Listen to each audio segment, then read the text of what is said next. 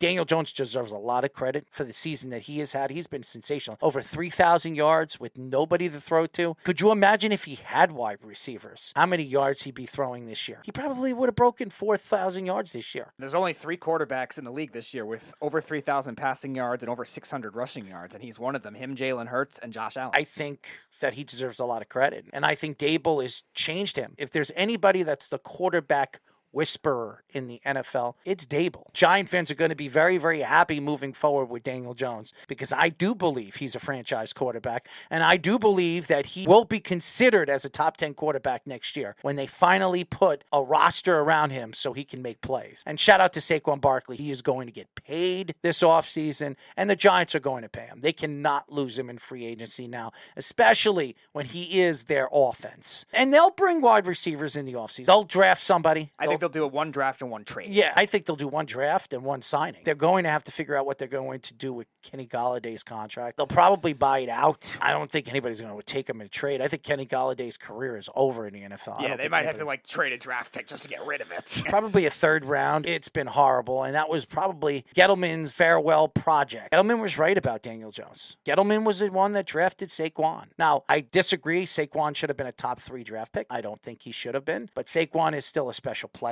Dexter Lawrence is a great player, another Gettleman get. For all the Giant fans that took shots at Dave Gettleman, that he was horrible, look at the core of players he brought to this team, help rebuild this Giants team. And if they put a couple of free agents here and there, the Giants are going to be very hard to beat next year. The last remaining core of Dave Gettleman's drafts have been good this year under the new coaching staff. Daniel Jones, Saquon Barkley, Andrew Thomas, and Dexter Lawrence have really been that core 4. Saquon, his running numbers haven't been as good in the second half of the season, but he's still doing well in the 4th quarter. Even against Minnesota, he had a couple big runs. He's one of the elite running backs in the league. Daniel Jones at 334 yards in that game was fantastic. He's done a great job running the ball too, and Brian Dable's actually done a great job with designed runs for him. And the red zone offense has really been a big thing. I think they're 2nd in red zone offensive efficiency this year. Mike Kafka, the offensive coordinator, deserves a lot of credit. That's a big difference in why the Giants have hung tough and won a lot of these close games this year. They haven't been settling for field goals as much as you would think a team in offense that doesn't have a lot of talent is. As for the receivers, Slayton is the only one consistently. Isaiah Hodgins, who they got from the Bills practice squad's coming along nicely. Hopefully he can do well in the playoffs. But again, it's going to be tough. Even in the playoffs, odds are they're going to have to play the Vikings again or the 49ers. And Gabe Davis could be available in the offseason. This year he's disappeared in certain games. But if Gabe Davis goes to the Giants with his ex-offensive coordinator and Dable, I think he'd be one of the elite wide receivers in the league. I think Daniel Jones just needs a couple of weapons. I think he's special. I like this kid. I think he's more than qualified to be a starter quarterback in this NFL. I don't know if he's an elite guy. He's not a top 5 guy, but can he be a 10? Absolutely could. And this year, I would say he's in the top 15. If he could jump up to 10, just like Eli Manning, you can win with that. And I think they can win with him. As a matter of fact, he could do a lot of things that Eli couldn't do. Everybody could run better than Eli.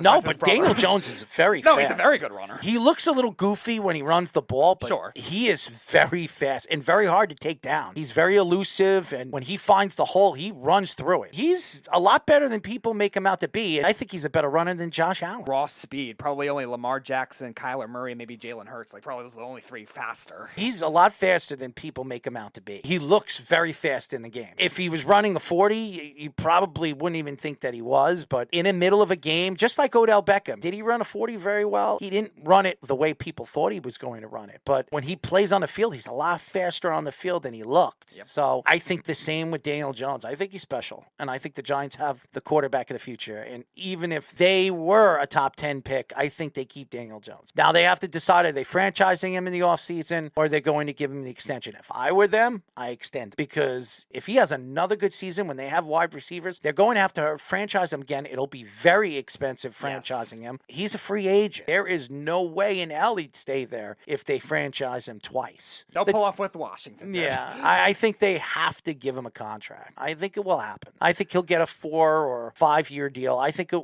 more than likely will be a 4-year deal worth about 130, 140, $30 million a year. He's not getting 40. No way.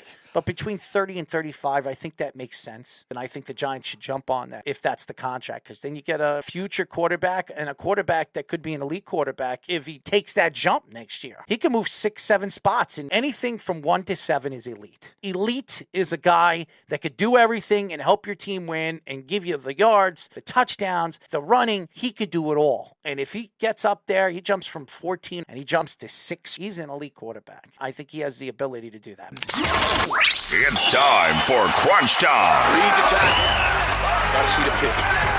All right, we'll start crunch time in the college football playoff. Their second game getting underway very shortly. The Georgia and Ohio State game. We'll start with that. Buy or sell, Stetson Bennett will have more passing yards than C.J. Stroud. I'm going to sell that. I think C.J. Stroud will show up in this game. He's got a lot to prove in this game because he is going to be a top draft pick this year. When you look at C.J. Stroud and what he's done this year, at one point, he was one of the best quarterbacks in the nation, and he was probably going to win the Heisman Trophy. He had like 3 or 4 games where he had over 6 touchdowns in a game. So I think C.J. Stroud will show up in this game, and I'll play the Georgia championship quarterback. I'm going to buy that one. I think the Georgia secondary and that Georgia pass rush is going to make it hard on C.J. Stroud. We've seen teams in the Big Ten, not as tough of defenses as Georgia, giving him fits late in the season. C.J. Stroud, yeah, he has a little bit of time to be able to recover from that, but still no Jackson Smith and the Jigba, Marvin Harrison, and a lot of the tight ends that really relied upon. And again, they're going to have an unbalanced attack too, with no Travion Henderson either. Meion Williams is back, but how healthy is he? So I'm going to buy that Stetson Bennett has more because I just don't trust that Ohio State defense. Buy or sell, Jair Alexander will hold Justin Jefferson under 100 yards. I'm going to sell that. I don't think he's going to hold him under 100 yards, but I think he's going to do enough to help the Green Bay Packers win. So I'm going to sell that. Yeah, I'm going to sell that one too. Now, I do think he'll play better than the first meeting. Obviously, it's not hard to do with 9 catches, 184 yards, and 3 touchdowns. But I do think Jefferson still makes those tough catches in double coverage a lot of the time too. And I don't think one-on-one they'll be able to do that all the time. So I am going to sell that. All right, buy or sell. The Yankees will trade Gleyber Torres this offseason. I'm going to buy it. I think the Yankees have one player that they can move right now, and that's Gleyber Torres. There's nobody on this roster that is a movable chip. They do have Pereza. They do have Volpe coming up in their farm system line. So I don't think they need Gleyber Torres, and I don't think they can afford Gleyber Torres. So I'm going to buy it. Yeah, I'm going to buy it too because they have an overload of infielders right now. So I think it makes a lot of sense. Value is still good for a guy that in 2019 and 2020 was very good in the playoffs. Not so much this year, but still that could be something that a contender could use. And I think the Yankees, you see these kind of things all the time. They'll find other gems to make it work, like the outfielders we mentioned, whether it's a veteran, whether it's a younger guy. So I am going to buy that one.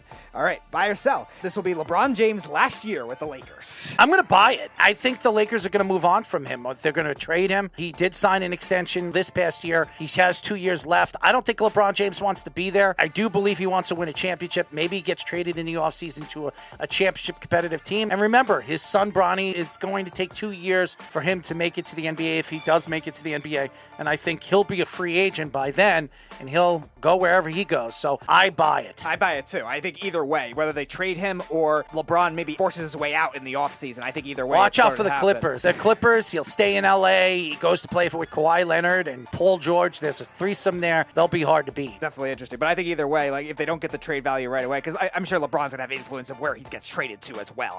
I think he wants to stay around there. Whether they trade him and get a lot back or LeBron forces his way out of the season, I think it's going to happen. So I am going to buy that. All right, back to college football. Both Brock Bowers and Marvin Harrison Jr. will have 5+ catches and 100+ yards. I buy it. I think both players have had very good seasons, especially in the second half. And Marvin Harrison Jr. has been fantastic. A guy that's really been raw. Everybody thought he was going to start off raw this year. Going into his second year, he's a freshman. He's been fantastic, so I buy it. I'm going to buy it too. Now, I don't think it'll make it easy for Marvin Harrison because Keely Ringo has been a really good corner for Georgia this year, but I do think the target share alone without Najigba is going to just be too much. Again, I think it is going to be a lot of shorter catches, maybe yards after the catch. He's going to struggle to get there, but I think Marvin Harrison will still get there just based on the targets. Brock Bowers is a matchup nightmare for that Ohio State defense. They don't really have a safety or a linebacker to take on that body type, kind of like what we saw with Kyle Pitts when he was in college. Just a very tough prototype to defend. I really like him, so I am going to buy that one. All right, buy or sell. Both Garrett Wilson and DK Metcalf will have 5+ catches and 80+ yards. I'm going to buy it. I think Garrett Wilson's going to have a fantastic game because his boy, Mike White, is back in the game. And Geno Smith has a lot to prove this week against his former team, and he's going to try to put up big numbers. So Metcalf, Garrett Wilson, both are going to have big games. I buy it. I'm going to sell this one. I think this is going to be a tougher matchup for Metcalf going against Sauce Gardner or against DJ Reed, who knows I think it's going to be more DJ Reed. They're going to try to shift him to DJ Reed because he has a size difference. That's why I think he's going to have a better game. They're not going to let Sauce take him because Sauce is long, and I think Sauce will create problems. Well, yeah, it's possible. They practiced against each other a lot in Seattle last year, I'm assuming. So either way, I think they're going to make it hard. And Garrett Wilson, against the size of those Seattle corners, I think they're going to make it really hard on him, too, to get those amount of catches. I think he'll get some tough catches, but I don't know about the target share. I think Pete Carroll's defense is going to make it hard on Garrett Wilson. I think it's going to be a sloppy type game, so I am going to sell that one. All right, buy or sell. Carlos Correa will not be a New York Mets. I sell it. There's no way the Mets can go into this offseason not getting a superstar player of that magnitude. They lost Jacob deGrom. They did bring in Verlander, but a senior citizen pitching staff is not going to sell to the New York Met fan. They'll get it done. I sell that. Yeah, I'm going to sell it too. I think they're going to make it work somehow with these contract clauses. I think it'll take a while. I think Correa's going to drag this out as long as possible. I do think there'll be other teams to use the Mets as leverage, but I think eventually Steve Cohen will just say, all right, I don't care about the money. I'm going to do it anyway. So I am going to sell it. All right, two more. One NFL one here. Both Joe Burrow and Josh Allen have 300-plus yards and 2+ touchdowns. I sell it. I think Buffalo will hold Joe Burrow under 300 this week, and Josh Allen will put up a big spot. I expect him to outplay Joe Burrow because he needs to. And this is a big game for Josh Allen to prove why he's one of the elite quarterbacks in the league. Joe Burrow has already proved it. I am going to sell that. I'm going to sell that one. Now, here's the disclaimer. I do think Josh Allen with the rushing yards might get it combined for 300, but I definitely don't think he'll throw because I think Cincinnati's defense has still been improved in that secondary. They have no too, pass rush. And they just don't have a trustworthy second receiver to They be able don't to put make it pressure work. on him, he's going to kill him. That's why I think he'll be doing it with his legs, but I don't know if he'll do it with his arms. Burrow, I think he'll be close to it, but I don't think he'll get it either. I think he'll be a little short of 300 yards. I will sell it. All right, last one. The winner of the Georgia-Ohio State game, no matter who they play, the winner of that game wins the national championship. I'll sell it because if Ohio State plays Michigan, Michigan's already beaten them. I know everybody keeps saying about Michigan, don't count out Michigan. If they get through TCU, which I believe they will, and with ease, I still think they could beat Georgia. I still think they could beat Ohio State. So, no, I sell it. I agree with you. I think Georgia's going to win either way. I think Georgia will beat Michigan. Now, it won't be as big of a blowout as last year if they were to play because Michigan does have a little bit of a better passing game. They're a better team. I don't think it'll be a blowout, but I still think Georgia will win. But if Ohio State plays Michigan again, I just don't trust that defense. Even Donovan Edwards, even when Corum got hurt, ran all over that Ohio State front seven. They really have a couple good linebackers and a good defensive tackle, and that's really it. They don't have a lot in that front seven to be able to do that. And I just trust Jim Harbaugh's coaching over Ryan Day, and I definitely trust Kirby Smart's over Ryan Day, and I trust Kirby Smart over anyone. So if Georgia, Michigan, or Ohio State, Michigan, Ohio State will not win. I will sell it.